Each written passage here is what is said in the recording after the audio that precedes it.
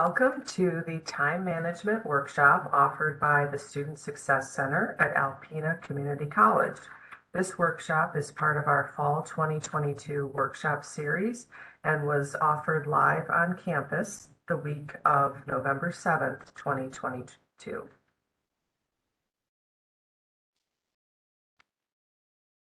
Our agenda today is to do a little bit of welcoming and introductions, not so necessary if you're watching this recording, but my name is Christy Gibson and I'm the Student Success Center technician. One of my roles is to offer workshops like these, and I'd encourage you to check your email and various postings and announcements around campus and attend those workshops that you think would be most helpful to you. Today, we're going to focus on time management strategies, and I've packed a lot of information into our session. We've got about 30 slides to get through, so we'll see if I'm managing my time well by the time we get to the end here. But hopefully we will touch on a lot of different things, and you'll have an opportunity to select those things that fit for the challenges that you're facing.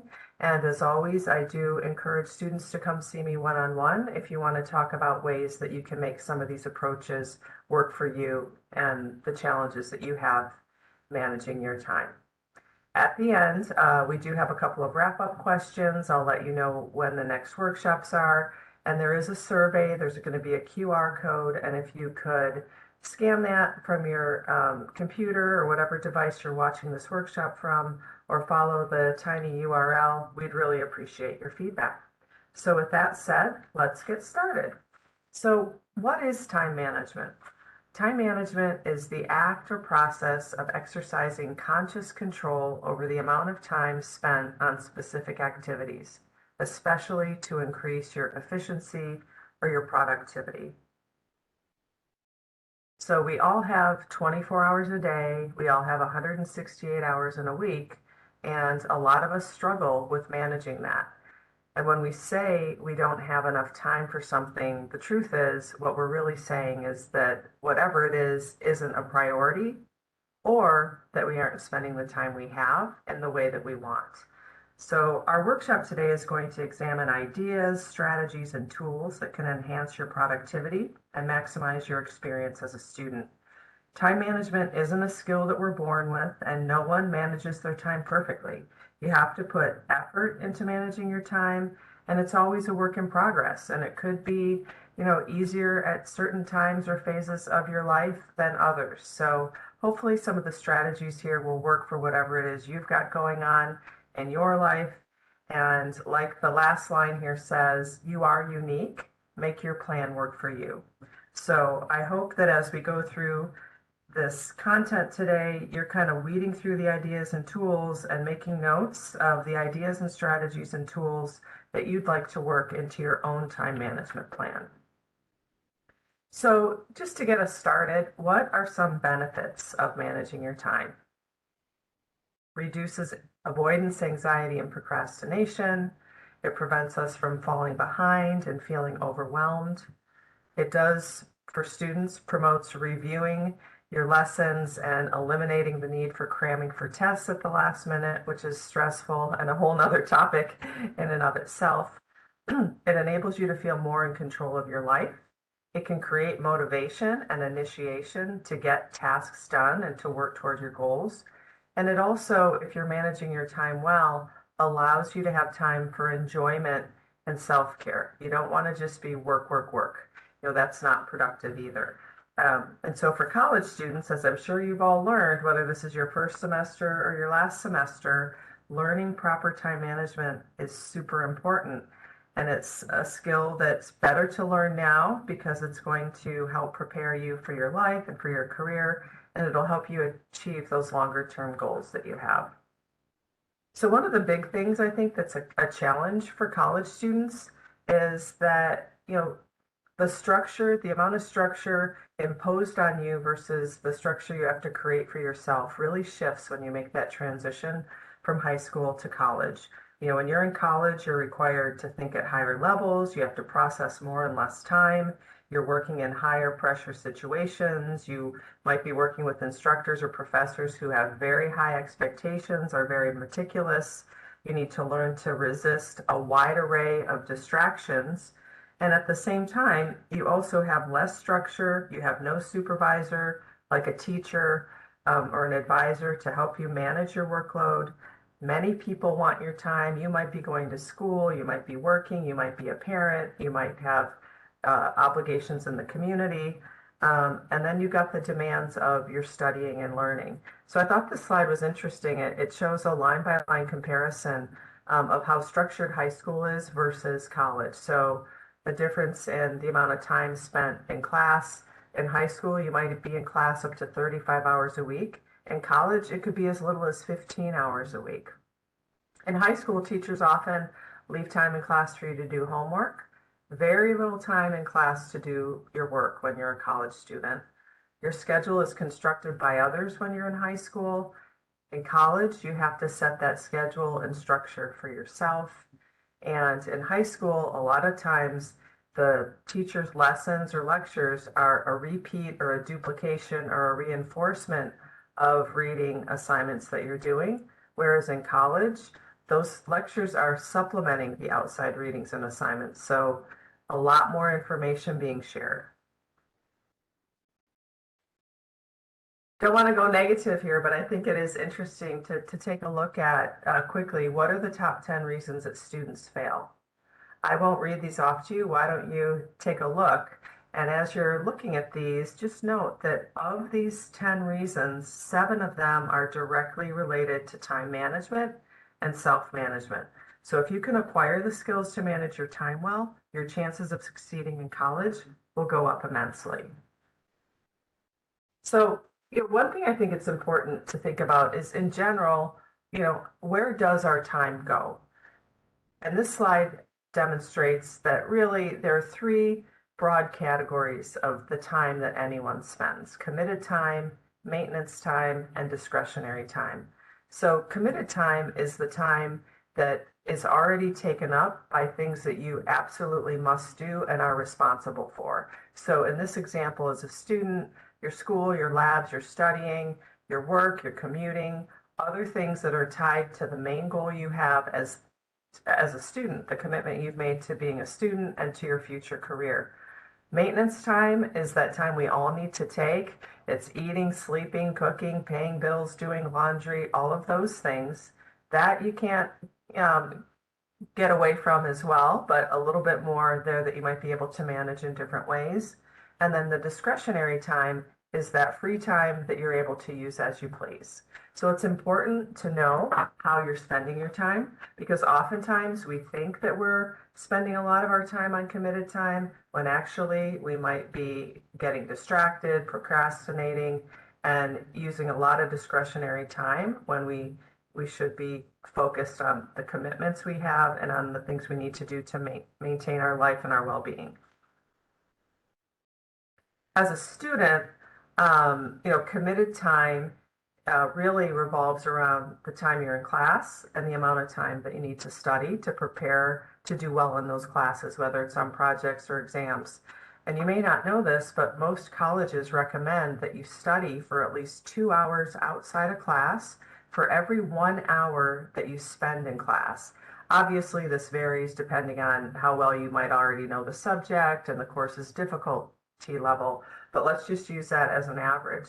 So in the example, you can see that if you're enrolled in 15 credit hours, that's 15 hours a week of class. Then if we do the calculations there for study time, that's 30 hours of studying outside of class. And if you add that up, that means that full-time students have about 45 hours of their week taken up by that committed time for your studies. So think about, is that the amount of time you're spending? And we'll give you some tools to help you figure that out. So if you attended this session live, I did pass out a handout. And so this handout, a PDF, a double-sided document, should be uploaded on the website where you're viewing this. If you're watching this on YouTube, please go over to the Student Success Center webpage on the ACC website, and you should be able to download this tool if you'd like to use it. But This may seem really, like minutia, but if you're willing to do it, you may be very enlightened by how you're spending time. You can see that this weekly time use chart has an entire week, Monday through Sunday, divided from midnight to midnight into 30-minute increments. And I challenge you to keep that paper with you for a week and really track what are you doing all day long? How are you spending your time? And if you are a super busy person, you might want to even block it down into 15-minute increments. And after you've spent a week tracking, the flip side of the PDF document that you can download is to break what you are doing into a summary of activities. So, you know, which of these things were school related, work related, that personal maintenance time, health is kind of that personal maintenance time. Personal might involve some discretionary time, but really add up those columns. How much time are you spending every day on those things? And then you can determine the percentages of time that you're spending on these various things. And the note there gives you a little calculation if you want to factor percentages. But I think really looking at this and saying, wow, I thought I was studying 45 hours a week.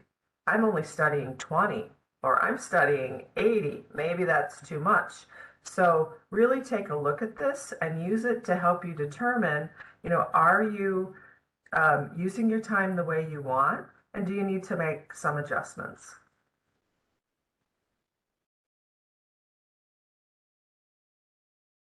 I really love this Big Rocks little example.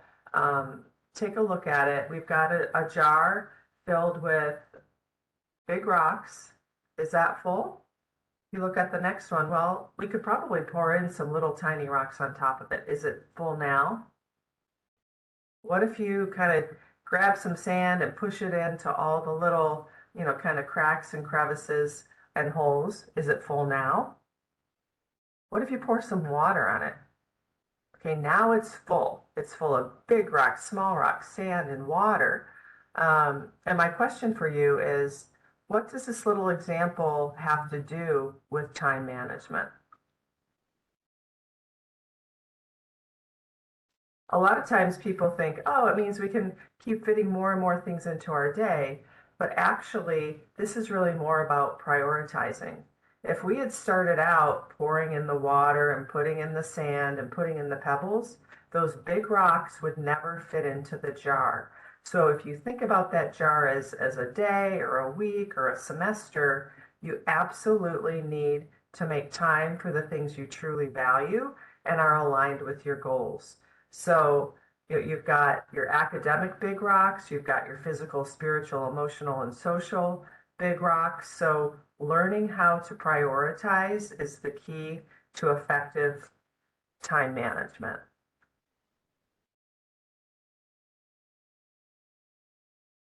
When you think about prioritizing, I love this tool as well. This is called the Eisenhower Matrix. And as you can see on the left, we're looking at whether something is important or not important. And then across the top, whether it's urgent or not urgent. So if you're having trouble prioritizing or knowing what you should do next, what you should say yes to, what you should say no to, you can use this Eisenhower matrix and try to determine, is this a priority for me now? So if you look at it, the box, if something's urgent and important, you need to do that right now. It's not something you can put off. If there's a deadline or you have a presentation, you have a test, you have to work, that is urgent and important. The not urgent, but still important, you have a paper due next month, you have some planning, you have some phone calls you need to return, you need to have some rejuvenation time and take a break. That is very important, but it's not as urgent or time sensitive as those things in box A. Then looking down to the next category, the urgent but not important. And what is that? How could something be urgent and not important? Often it's things that other people think are urgent, but they're not urgent for you. So they're not important for you. So someone interrupts you, you're disrupted, the phone rings, a friend asks you to do a favor, these are those things that you're going to really need to think hard and deep about whether they should become a priority. Is this urgent for you? Is this important for you? Maybe sometimes it will be. Um, and then the final category are those things that are not urgent and not important. And of course, this is often what people find themselves spending time on. Um, the things that are wasting time, trivial things, scrolling through, social media. So really kind of pay attention, even as you're looking at that weekly schedule that you put together, how much of the things you were doing were urgent and important versus not urgent and not important. And this can become a tool or a lens through which you look at the things happening in your life and whether they're a priority for you or not. And as a little aside, this is called the Eisenhower Matrix. It was named after Dwight D. Eisenhower, the 34th President of the United States. He was known for being extremely organized and having high output, and he was said to have arranged his obligations so that only the important and urgent matters came across his desk. So another thing to look at is whether you are proactive or reactive. Is your life happening to you, or are you happening to your life? And I love this graphic of this woman with just this mountain of paperwork, ascending toward her. So, what do we do? How do we take charge of our life and time? I'd say, 3 steps. Number one, you need to set goals, and then you work backwards from those big term goals. We'll talk about that in a minute. Learning to use time management and organizational tools. And I'm going to share a number with you, and it's really up to you to determine which are a best fit for you and which are going to fit into your life. And then finally, coming up with other creative and efficient study strategies. And we'll talk about a bunch of different things that can sometimes get in the way. Even if you've got goals and tools, things always pop up. So we'll come up with some ideas there as well. But people who are proactive are taking charge of their time and their decisions, and they're not just reacting to the distractions that confront them every day. They're making the choice to take charge of their time by prioritizing, setting goals, and using tools. So, in terms of setting goals, this may seem, really big picture, but truly, the first rule of time management is to set goals. This helps you determine what you want to accomplish. It helps you clarify what it is you want. And knowing what your goals are can serve as the motivator, the energy, the direction, and the focus to get up every day in days where things might feel like a grind. Knowing that you're working toward that goal can keep you headed in that direction. Setting goals isn't easy, it isn't quick, but I would encourage you to take some time and really think about what are your deepest values. What is it that you want to accomplish in your life? And if thinking about your whole life is too much, what is it that you want to accomplish while you're here at ACC? Why are you here? When you are being handed your degree or your certificate, that last day here at the commencement ceremonies, what is it that you want to have accomplished? And then your choices every day need to be aligned, not just your choices, but your actions aligned with decisions that will help you to achieve that goal. So again, when you're evaluating that schedule that you've put together and how you spend your time, you need to consider what your goals and priorities are. What's most important to you in your life right now? Your family, friends, schools, hobby, take a look at those and look at how you're spending your time and see if it matches your priorities relative to the goals that you've set for yourself. So this first graphic is really kind of thinking about what are your lifelong goals? What do you want to have done before the end of your life? And spending some time thinking about that, dreaming about it, can get you excited and really motivated and energized to start working on that today. Like I said, if that's too big of a time frame, really just think about your time here at ACC. So on that second graphic, really you start with the end in mind. You've probably heard people say that before. You have to start with the end in mind. Where is it that you want to go? And then you need to work backwards from there. So if we're talking about a 2-year goal or a 1-year goal or a 10-year goal, whatever those goals are going to determine what it is you need to accomplish today. One day at a time, one goal at a time, you start today. So you can see in that graphic, what is it that you want to experience? What would your mid-range goals be? What does that mean your short-term goals are? What does that mean you're doing this month, this week, and today to get there? So I think this is where I'd really encourage you to take some notes and think about what it is you do now to manage your time and which of these different tools that I'm going to share with you are going to be appropriate to you, because no one can use all of these. You'd kind of, it'd be too much to be trying to use all of these, but think about the way you work and how much you have going on, how many different things you have to manage, and then experiment with all of these. So, some organizational and time management tools include schedules and calendars.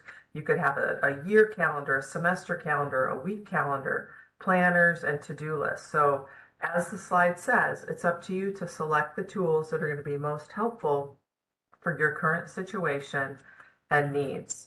So I think one thing that can be really helpful is to prepare a master schedule or calendar, and using that work you did, monitoring your time for a week. Think about, how are you spending your discretionary time? How are you spending your committed and maintenance time? And put together a calendar where you first block in those committed time items, those must-do items. Make sure you're putting in study time, make sure you're putting in things like shopping and eating and commuting. And obviously when you make a schedule, there's always wiggle room, but, set up a schedule so that you've got that structure of those must-do items. And a lot of students like to create a semester calendar where you could go in and either use Excel or a Word document and put the entire semester on one sheet, put in all your school's deadlines, grab all the syllabi from your various instructors, put in all the deadlines and assignments, all of those important things, tests, quizzes, and due dates, and then you've got one big visual map of how your semester is going to look, and you could keep it, near your desk or computer, have an electronic version of it, put it on your refrigerator, whatever works for you, that you can kind of look at it every day and see that big picture. You've probably got a goal for the end of the semester. You want to pass all your classes. Maybe you want to pass them all with a certain grade. So look at it every day. This allows you to keep the big picture in mind. It keeps you apprised of all of your upcoming deadlines. And then once you have all those must-do items on your calendar, you can work backwards from there. And, just as a reminder, once you put that in, be sure you're also adding in things that are important to your social and family life. Another tool that people like to use is a weekly calendar. And this is where, every week you would develop a daily schedule that includes those routines and important dates. And again, you could post it so that you can refer to it. You can mark off your progress. And again, as you're planning your week, keep those big rocks in your life in mind. And be sure to schedule fun activities as a reward for accomplishing your goals. This schedule is meant to bring structure and balance to your life, but you need to enjoy the process of living, while you're learning as well.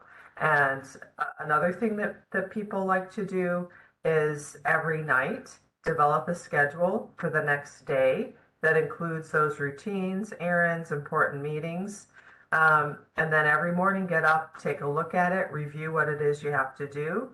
And then maybe from there, you create a to-do list. What are the important things you need to do? You could prioritize them, A, B, and C. So I know this sounds like a lot. I don't know anyone who does all of these things, but you may find that, the bigger calendar works for you, the daily to-do lists, but really think about how all of these work and experiment with what might help you manage yourself in a more efficient way that keeps your priorities top of mind. So one thing that might help if you're not sure, if you haven't used tools like these before, typically if you're somebody who is really busy, you have more than 21 things happening in a week, a daily calendar is probably going to work best for you. You've got a lot to keep track of. A weekly calendar might work best if you've got between 7 and 21. And if you don't have as many, things that must be done, a monthly calendar. I think as a student, probably going to be making a decision. You'll have your semester calendar or your monthly calendar, and then making a decision between whether you need a weekly or daily, depending on what else is going on. I've got technology listed here too. Obviously, you can do calendars and task lists, and there are apps that you can use to manage your time, and they're all very helpful. I use some of these myself. The benefit is you can add in reminders and alarms. You can pick up your phone or your computer, add things, adjust things. It can sync between your phone and computer. But as always, beware. Technology should be a tool to help you. It should not become a huge distraction or diversion. Another thing you might want to consider is what type of an organizer are you? So there are people who are much more focused on time, and there are people who are much more focused on tasks. So if you're someone who's time oriented, you might want to look at your weekly or daily calendar and write down the exact time that you plan to do those things that are on your to-do list. So if you're someone who's time oriented and you're wondering where to start, a daily planner and then scheduling what you're going to do into time slots for each day might work well for you. And this is also referred to sometimes as a block time system. So you might look at your day and say, hey, I've got class today from 10 to 11 and 1 to 2. I'm going to block time for my lunch. I'm going to block time, for studying, from 4 to 6 p.m. And then you stick to that. And if something comes up and you can't, you need to find somewhere else to move that block of time. Task-oriented organizers like to have a separate list for each day, but they don't want to schedule when things have to be done. They like to look at a to-do list and kind of as they go, fit those things into their day and then cross them off. So again, you may know whether you're more focused on time or task, but if not, I'd say start with the time-oriented. I think task-oriented can be a little bit more challenging if you are extremely busy and you're trying to fit things in when you have free time. It might be more effective to actually schedule those things into your calendar. A weekly master to-do list is also something that people find effective. And in this example, we're looking at a week, and there's 5 classes listed across the top, or 4 classes, and then another column. The week is listed there. And then for each week, this could be that master to-do list where you jot down every day what needs to go, what needs to be happening. So some tips here. Avoid writing things like read chapters 4 to 6. That's actually 3 things: reading chapter 4, reading chapter 5, and reading chapter 6. So give each task a separate line. When you're able to cross it off, it gives you a sense of accomplishment, and you know that that's complete. The other thing I would say when you're making a weekly to-do list is to also look ahead to early the next week and try to get some of those things done for early the following week before the time that they're due. As you're beginning to use schedules like this, I would recommend that you overestimate the amount of time it might take you to do things until you get a sense of your own rhythm and how long different tasks take you. And, for big projects, if you've got a paper due next week, you don't want to write the paper on your list. You need to break that into much smaller chunks, manageable chunks, and even plan out which days you're going to do them. Similar to looking at the lifelong goals or 2-year goals, start with the end in mind. The paper's due. What are all the steps? And we'll take a look on this next slide. I won't read this to you. You can take a look at it, but writing an English paper, is actually doing a lot of things. And I just, kind of quickly threw together what 7 steps might be, but work backwards and schedule it out over the course of the week or two, or however much time you're giving yourself to do the paper. Okay, so just to kind of recap where we've come so far, tracking how you're spending your time, doing a bit of an analysis of how the breakdown is of that maintenance time, discretionary time, committed time is important. Determining what your priorities are, having some tools to discern if something is a priority or not. Using that Eisenhower matrix can be helpful. And then deciding for yourself which one of these systems is going to work for you. Having a big semester calendar, a monthly calendar, a weekly calendar, to-do list.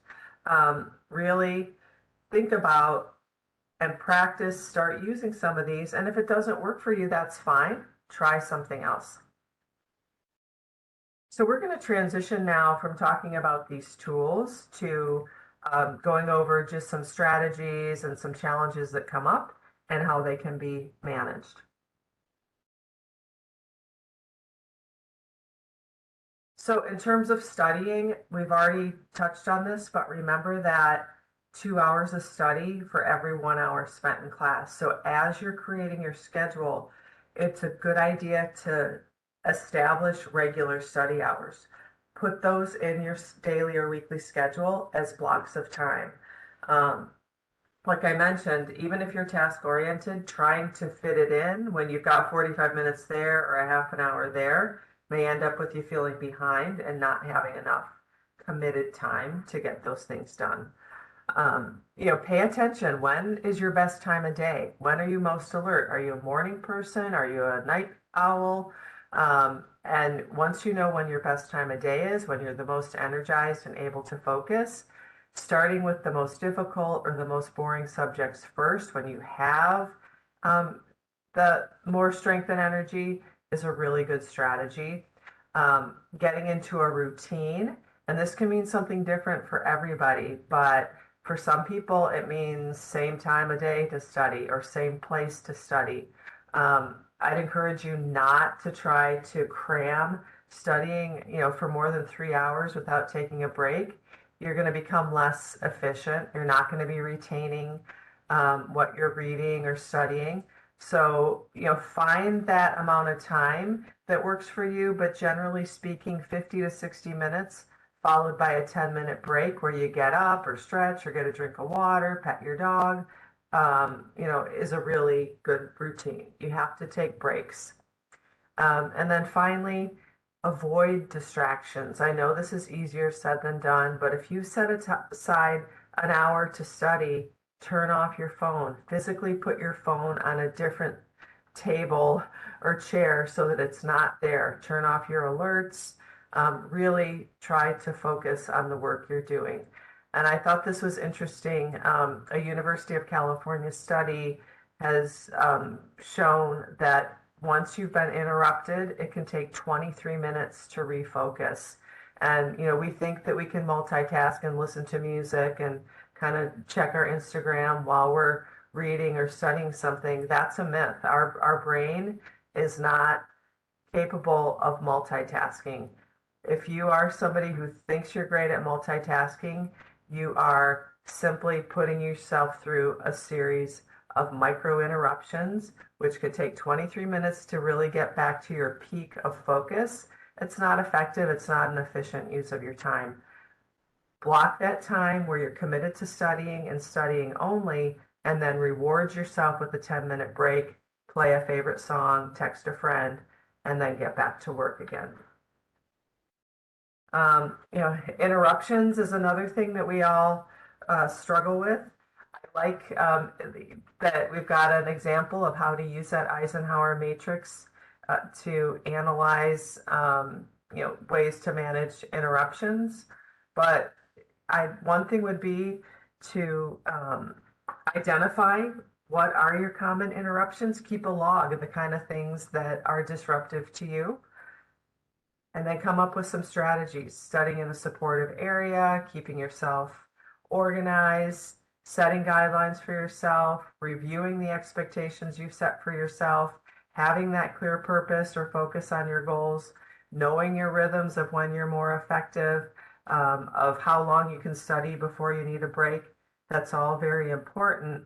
Um, Interruptions really steal your time.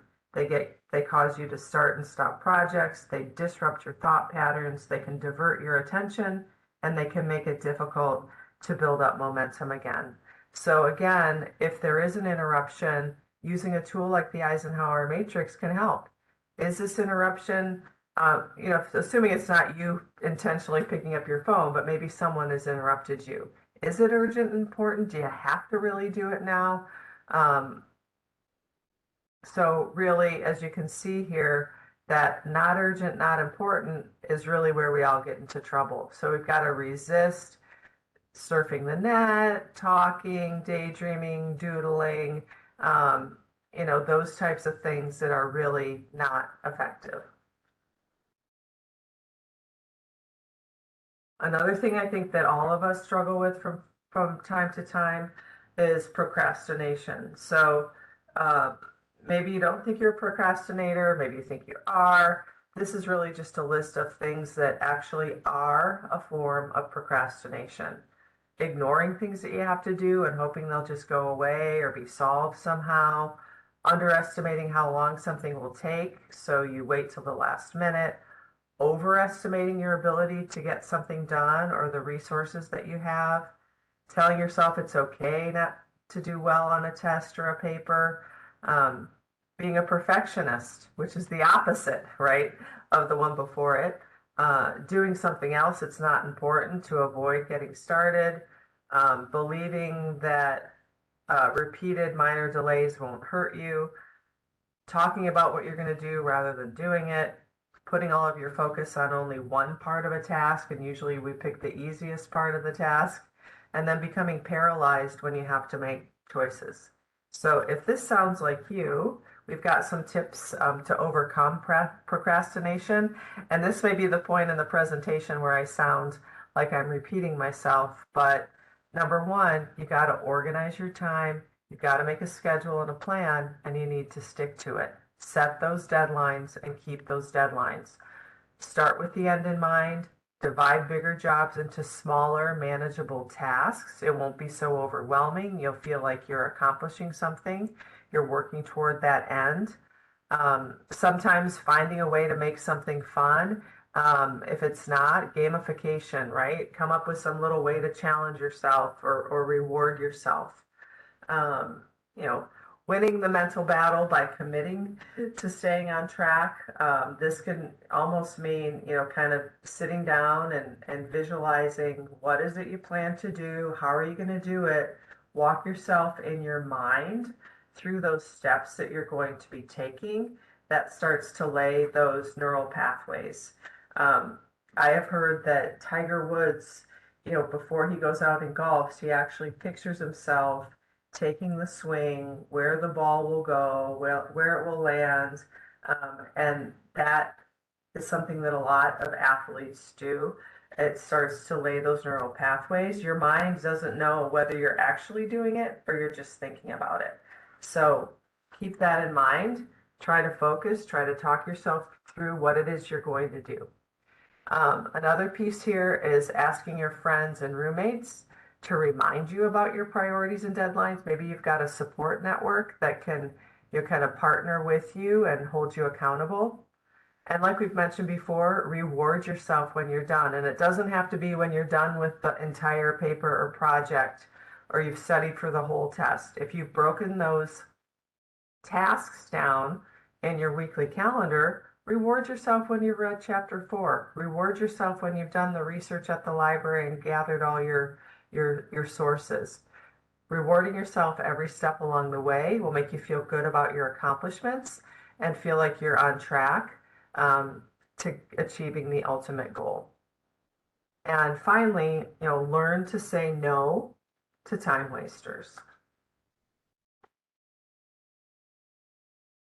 I love the phrase, and I have to remind myself this all the time, but for everything we say yes to, we have to say no to something else. There's only so much time in our lives for those big rocks. So when you're saying yes to something new, you need to find something else in your life that you're going to stop doing to fit that new big rock in. So keep that in mind. So tackling time wasters. Learn to recognize when you're wasting time. Decide for yourself what it is you need to do and what is realistic to accomplish. When you're tempted by a time waster, ask yourself, do I really need to be doing this? And like I just mentioned, learning how to say no when you don't have time is an important skill. It's difficult for a lot of us to say no, but if you know what your goals are and you know what your priorities are, you know what those big rocks are, you're going to have to learn to say no. Um, Somebody interrupts you or someone, calls or texts, just say, I can't talk right now. I'll get back to you, or I'll get back to you at X time. Set those boundaries. And again, returning phone calls and texts can be a real time killer. So do that at your own convenience. You're not obligated to respond every time something comes up on your phone or computer. So learning to say no, got to hit that no button there a little bit more than the yes button when you've got 45 hours of your week focused on school and all the other things happening in your life. So obviously socializing is important, but only when you don't have your other priorities committed, your time committed to those other priorities. So avoid the temptation to socialize when you've got work scheduled. If friends ask you to do something at the last minute, just decline outright. Maybe suggest an alternative time later in the week that fits into the schedule you've created for yourself. And like we've mentioned before, with putting your phone somewhere that's not your desk or where you're studying, study somewhere that you're not going to be tempted to chat or watch movies, YouTube, TikTok, Instagram, all of those things.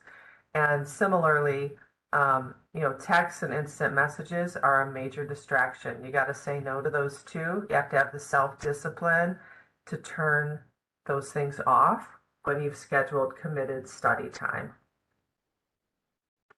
Okay, some of these again are a repeat because this is all kind of interconnected, but what are some tips to stay motivated?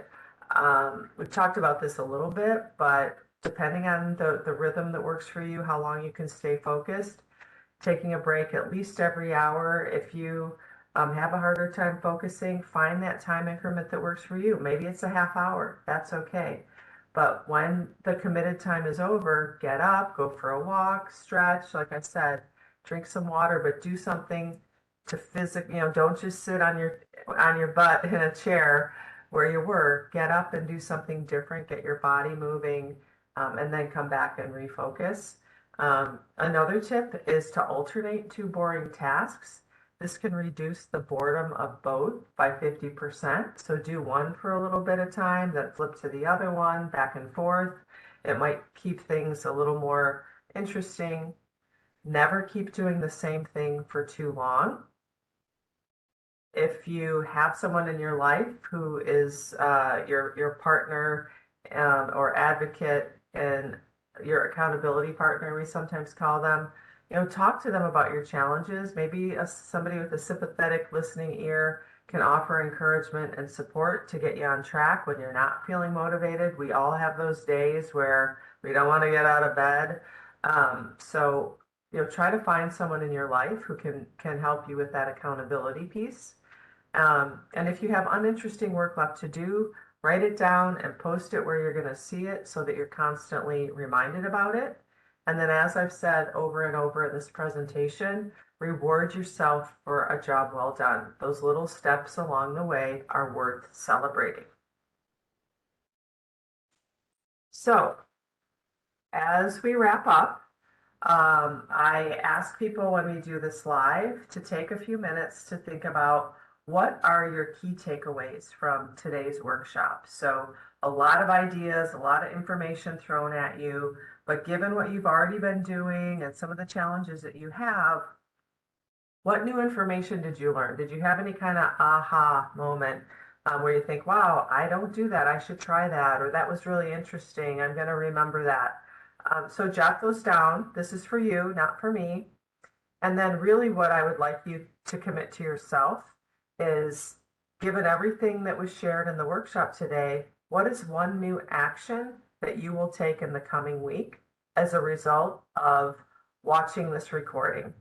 What is something new that you can try so that you better manage your time and feel more successful a week from now?